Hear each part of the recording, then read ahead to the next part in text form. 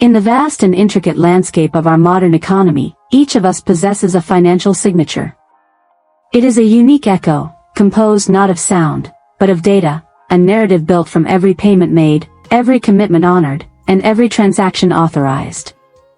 This echo, often distilled into a single three-digit number, speaks on our behalf in moments of profound significance, when we seek a home to shelter our families, a vehicle to carry us forward, or the capital to nurture a dream. For most, this narrative hums quietly in the background, a testament to orderly living.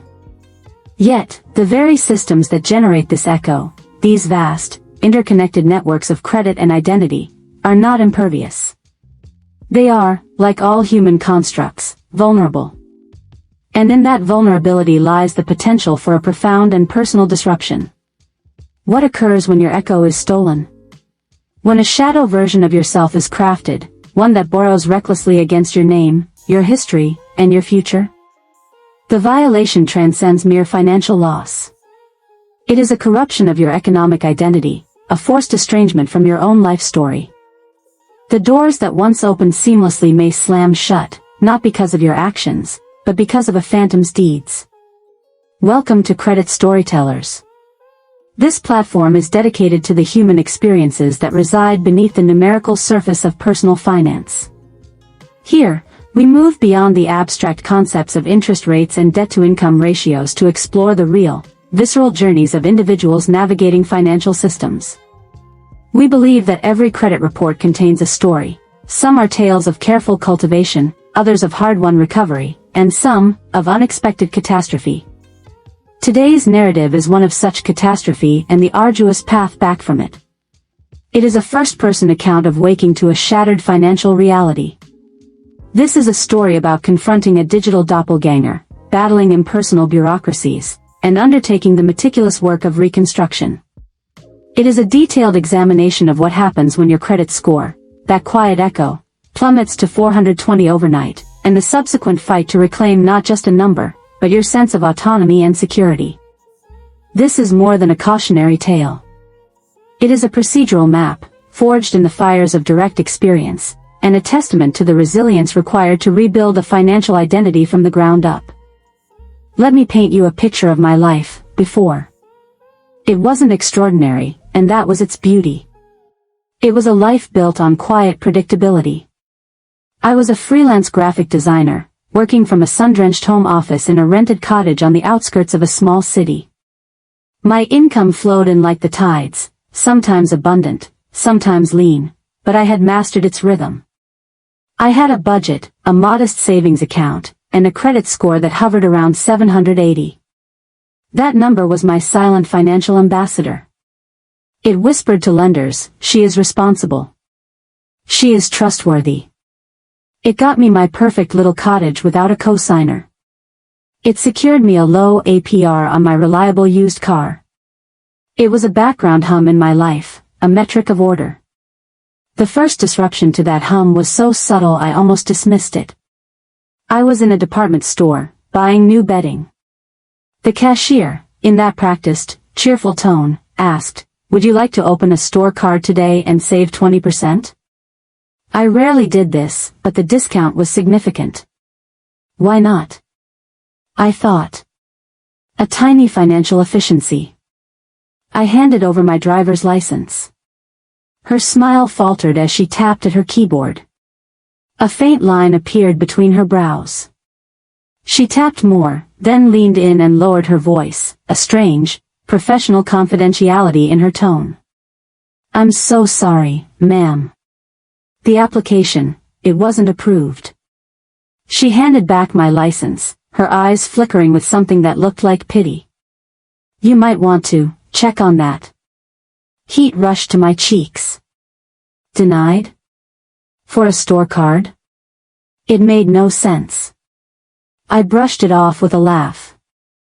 "Their loss," I said, too brightly, paying with my debit card. But the seed was planted. A tiny, dark seed of anxiety. On the drive home, the logical part of my brain rationalized, a system glitch, an input error. The illogical, primal part of my brain, the part that remembers all our modern fears, whispered one word, hack. I pushed it down. Until 2 days later. It began with a text at 11:37 p.m. Asterisk bank fraud alert. Charge of $214.87 at GameStop. Reply Y/N, asterisk my heart jumped. I was in bed, reading. I hadn't been to a GameStop in years. My thumb jabbed the N. A confirmation came back, charge declined. We'll follow up. I exhaled, relieved. My bank was on it. Good. Then, at 2:14 a.m., another. Asterisk bank fraud alert. Charge of $3,287.50 at Skyjet Air. Reply Y/N, asterisk. N. Then another. And another. A jewelry store. A high-end electronics retailer. A furniture warehouse in a state I'd never visited. My phone became a strobe light of violation, each text a punch to the gut. I sat up in the dark, the glow of the screen illuminating my face, my fingers trembling as I typed N again and again. The system was being overrun. I felt like a soldier in a trench, desperately trying to hold back an invisible, relentless enemy with a single text message. Sleep was impossible. At dawn, I called my bank's 24-hour line. After navigating a labyrinth of automated menus, I reached a weary-sounding agent. I explained the situation, my voice tight. He placed a fraud alert on my debit card and sent new ones. We see the attempts, he said. They were all declined due to the alerts. Your checking account is secure. The relief was immense, but short-lived. What about my credit cards? I asked. A pause. Keys clicking. I only see your debit profile here, ma'am. You'll need to call the credit card department separately. That's when I remembered my credit score. With a sinking feeling, I opened my primary banking app, which provided a monthly FICO snapshot. I navigated to the section, my breath held. The page loaded. And my world dissolved. There, in stark, digital type, was a number that felt like a verdict, a slap, a cosmic joke. 420. I stared. The digits seemed to pulse on the screen. For 20, it wasn't just a bad score. It was a catastrophic score. A score that spoke of delinquency, of abandonment, of financial ruin. It was a number that closed doors, slammed them shut, and bolted them forever. Overnight, my 780, my echo of responsibility, had been replaced by the scream of a phantom. The silence in my cottage was no longer peaceful. It was the silence of a crime scene. The days that followed were a blur of frantic, soul-crushing activity. My first task was to understand the scale of the phantom living my life. I obtained my official reports from all 3 bureaus. Printing them out felt like printing my own obituary. The phantom was bold, prolific, and had expensive taste. In the span of about 10 days, I had applied for and opened a $12,000 auto loan for a truck from a dealership in Texas. 3 new premium credit cards with combined limits of $8,000. A store financing account for a complete living room set. Various buy now pay later accounts for high-end electronics. The phantom had my social security number, my date of birth, my old addresses. It had answered the security questions, my mother's maiden name, the street I grew up on, with an eerie, invasive accuracy. This was no random card skimming. This was a full-scale identity takeover. I was looking at a meticulously crafted shadow version of myself, one who went on a $20,000 spree with cold, calculated joy. The financial institutions listed were my first targets. I created a master spreadsheet, account numbers, phone lines, dates, reference numbers. I became a general of a war I never wanted to fight. The calls were a special kind of hell. I'd spend 45 minutes on hold, listening to tinny renditions of pop songs, only to be connected to a representative reading from a script. I need to report fraudulent accounts opened in my name, I'd say, forcing calm into my voice. I'll need to verify you first. What is your mother's maiden name? The Phantom knows that. What was the make of your first car? The Phantom might have guessed that from my records. I felt trapped in my own identity. The very tools meant to protect me were now gates held by the enemy. I was often met with skepticism. And you're saying you didn't authorize any of these purchases, ma'am? The subtext was clear. People lie about debt all the time. I learned to detach, to become a fact-delivering machine. I recited police report numbers. Filing one was my first official step, offered to send affidavits, my voice flat and professional, even as my hand clenched the phone in white-knuckled fury. Then, there was Laura. At one of the major banks, after yet another torturous hold, a voice came on, not robotic, but human, tired, and kind. This sounds like a nightmare, she said, after my rehearsed spiel. Let's fix it. She didn't just flag the accounts, she walked me through internal security protocols, placed extended alerts, and gave me her direct extension. Call me back tomorrow at this time. I'll be here. That small act of humanity, that acknowledgement of my trauma, was a lifeline. It proved the system wasn't entirely made of walls. There were still doors, and sometimes, people held the keys. But just as I began to feel a glimmer of control, the second, more profound blow landed. It wasn't financial, it was existential. My lease was up for renewal. My landlord, a kind older man, asked to meet. He sat in my living room, uncomfortable, avoiding my eyes.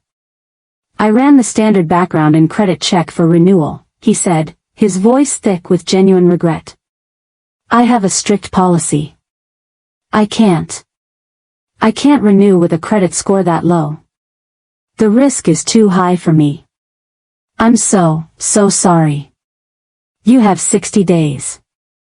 The walls of my perfect cottage, which had felt like a sanctuary, now felt like they were closing in. I wasn't being evicted for noise, for damage, for bad behavior. I was being evicted for a number. A number generated by a phantom. The shame was paralyzing. I was a good tenant. I was quiet, paid early, kept a garden. None of it mattered. The algorithm had spoken.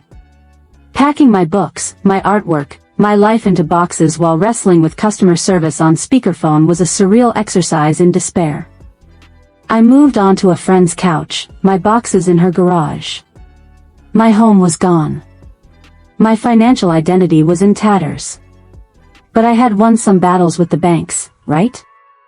The fraudulent accounts were being closed. Then, the letter from Equifax arrived. It was a response to my first, hastily filed online dispute. I tore it open, expecting confirmation of correction. The heading read, Results of Investigation. The body was a single, devastating sentence. We have reviewed your dispute and verified that the accounts listed belong to you. No changes have been made to your credit report. The ground fell away. The giant, the keeper of the record, had looked at the phantom and seen me. The bank fights were merely cutting the phantom's limbs. Equifax had just given it my beating heart. The Equifax letter broke me. And then, from the broken pieces, something harder, sharper, and more determined began to form. Tears of frustration gave way to a cold, clear rage. This was no longer about inconvenience, it was about justice. I realized I had been fighting the symptoms, the fraudulent accounts, while the disease festered in the vast, indifferent databases of the credit reporting agencies. They were the historians of my financial life, and they were writing fiction. I had to stop being a victim pleading her case and become a citizen enforcing her rights. My education began. I immersed myself in the dry, powerful text of the Fair Credit Reporting Act, FCRA. This federal law wasn't just guidelines, it was my weapon. I learned key phrases: reasonable investigation, maximum accuracy, 30-day investigation window. I discovered that the online dispute portals I had used were black holes, often routed to automated systems that did little more than ping the lender with a code. The lender would verify the data, and the bureau would rubber stamp it. The phantom always won in that loop. The key was to break the loop. To force a human being to look at the evidence. I created a new master document, the dispute dossier. It was meticulous, unemotional, and bulletproof. Section 1, a cover letter citing the specific sections of the FCRA that required them to conduct a proper investigation and correct inaccurate information. Section 2, a numbered list of each fraudulent item, with the account number, the name of the creditor, and the reason for dispute, not my account/fraudulent identity theft. Section 3, the evidence. This was critical. I included a copy of my FTC identity theft report, a more powerful document than a simple police report. A copy of my driver's license and social security card. A utility bill proving my address. A fraudulent account declaration, a letter I wrote and signed under penalty of perjury, stating I did not open these accounts, outlining the timeline of the theft, and listing all the legitimate accounts I did have open at the time. I made it impossible to ignore. I didn't ask them to fix it. I directed them, with the authority of the law behind me, to correct the errors that were violating my rights. Then, I sent it. Not online. Not by fax. I went to the post office and sent 3 thick, identical packets via certified mail with return receipt requested to Equifax, Experian, and TransUnion. The weight of those envelopes in the mailbox was the weight of my fight back. The green return receipt cards were my proof that the 30-day legal clock had started ticking. The waiting was agonizing, but it was different now. I wasn't hoping. I was expecting. I had moved the conflict from a customer service complaint to a legal obligation. About 25 days later, the first response came, from Experian. The envelope was thick. My hands shook. I opened it. It was a new credit report. I scanned it, my heart hammering. The fraudulent auto loan was gone. The new credit cards, deleted.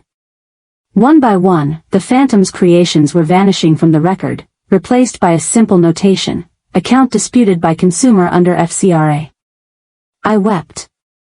This time, not from despair, but from vindication. Equifax and TransUnion followed soon after. The 420 score didn't jump immediately, the damage had a history now, but the source of the poison was being cut out. The Goliath had blinked. David had remembered she had a sling, and it was made of paperwork and federal statute. I had reclaimed my narrative from the databases. With the fraudulent accounts expunged, I faced a blank slate, a scarred, traumatized, but blank slate. My score was now in the low 500s. The eviction was a public record. My legitimate, long-held credit cards had been closed in the panic. I was, for all intents and purposes, a credit ghost.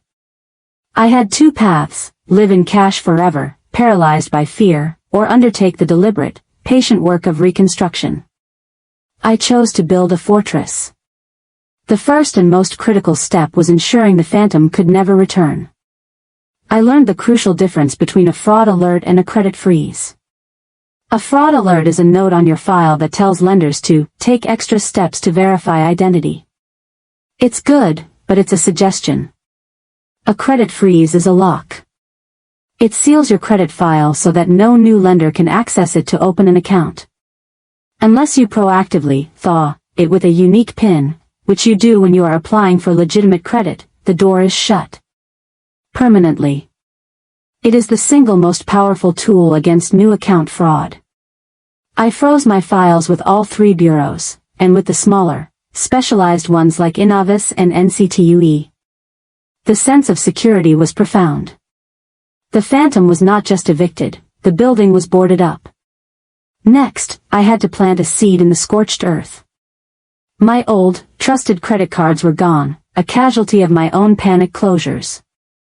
I needed to show I could manage credit again. I applied for a secured credit card. I sent the bank $500 of my own money as collateral. They gave me a card with a $500 limit. It felt infantilizing, but I embraced it. This tiny, insignificant piece of plastic became my most important financial tool. My philosophy was simple, microscopic nurturing.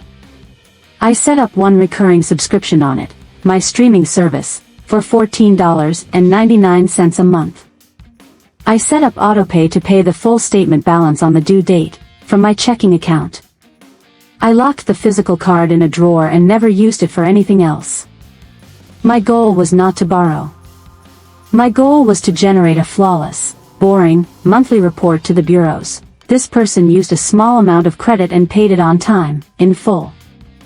I aimed for a credit utilization below 10%. With a $500 limit, that meant never letting the balance report above $50. I checked it weekly. The first month after the freeze and the secured card activation, I got my new score.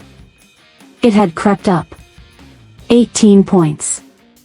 It was nothing in the grand scheme, but it was the first green shoot in the ashes. I celebrated it. I printed the report and stuck it on my fridge. Progress, not perfection. Emotionally, the rebuild was harder. Every alert on my phone sent a jolt of adrenaline. Checking my accounts felt like approaching a trap. I sought therapy to deal with the lingering financial trauma. I learned to separate my identity from my credit identity. One was my soul, my creativity, my relationships. The other was a financial tool, a number to be managed, not a measure of my worth. This mental separation was the true foundation of the fortress. The walls were built of freezes and pins, but the cornerstone was this newfound perspective. I was no longer a victim in a story happening to me. I was the architect of my own recovery. Today, my life looks different. Not because I'm rich or because my credit score is some mythical 850. It's different because of the quiet, unwavering confidence that underpins it. The nightmare didn't leave me paranoid, it left me prepared. It didn't make me fearful of systems, it made me fluent in their language. Vigilance is now a seamless habit, not a burdensome chore. Every year, I visit annualcreditreport.com and stagger my requests, one bureau every 4 months, so I'm constantly monitoring. It's a biannual financial checkup, as routine as a dentist appointment. I use a password manager with long, unique, gibberish passwords for every single site. Two-factor authentication is non-negotiable. My financial documents are encrypted digital copies or in a small fireproof box. This isn't anxiety, it's hygiene. Digital hygiene. The profound gift hidden in this trauma was financial literacy. I had been financially responsible before, but I wasn't literate. I didn't understand the machinery of credit, the laws that governed it, or my power within that system. Now, I do. I understand how a score is calculated, payment history, amounts owed, length of credit history, new credit, credit mix. I understand that it's a tool for securing lower interest rates, not a ticket to spend. This knowledge is a form of true wealth. It can't be stolen. So, where do I stand now?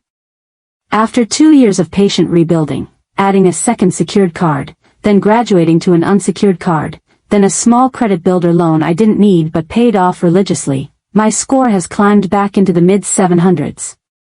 But the number itself matters less to me now. What matters is the foundation it's built upon, a frozen credit file, a handful of perfectly managed accounts, and a deep, unshakable knowledge of my rights. I found a new home. A better one.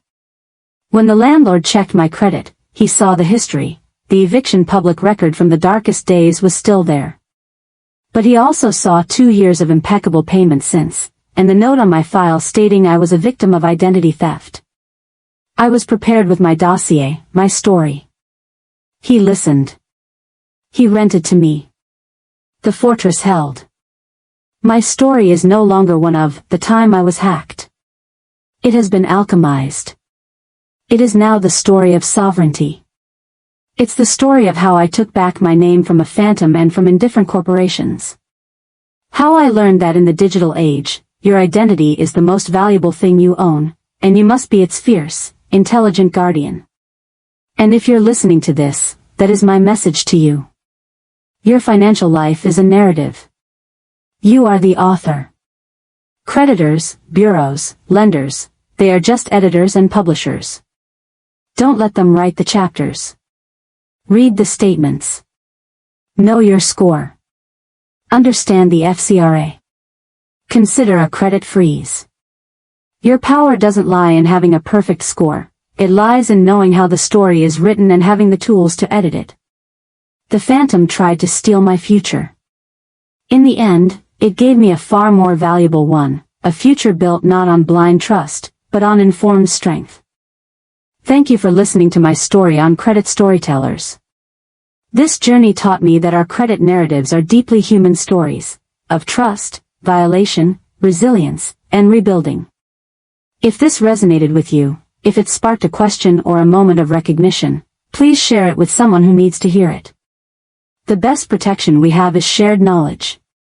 Subscribe to Credit Storytellers and hit the bell icon. We explore the real, human stories behind the numbers, the triumphs, the disasters, and the hard-won wisdom. Leave a comment below. Have you ever faced a financial nightmare? What was your greatest lesson?